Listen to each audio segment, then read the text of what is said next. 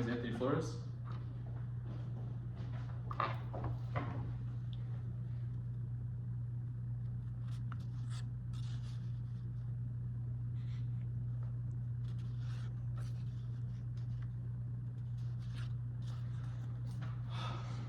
One, 2.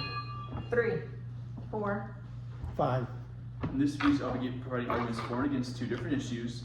To begin, I'll give you arguments whether or not smoking in casinos should be banned. Then, I'll give you arguments whether or not arming school teachers is necessary to stop school violence. To start, I'll begin with 3 reasons for and 3 reasons against why smoking in casinos should be banned. First, secondhand smoke levels are much higher than they are in casinos than they are in other establishments.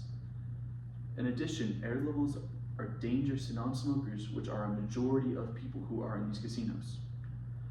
Third, ventilation systems are not nearly effective enough as they should be to prevent this secondhand smoke levels. However, a big portion of these players are smokers, so if they do not have to leave the premises to smoke, then they will be playing more.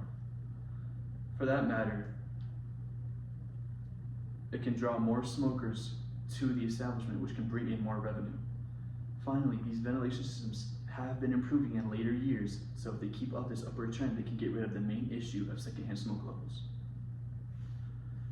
Next, I'd like to give you reasons for and against whether or not arming school teachers is important to stop school violence. If teachers are armed, they can respond quicker than law enforcement can.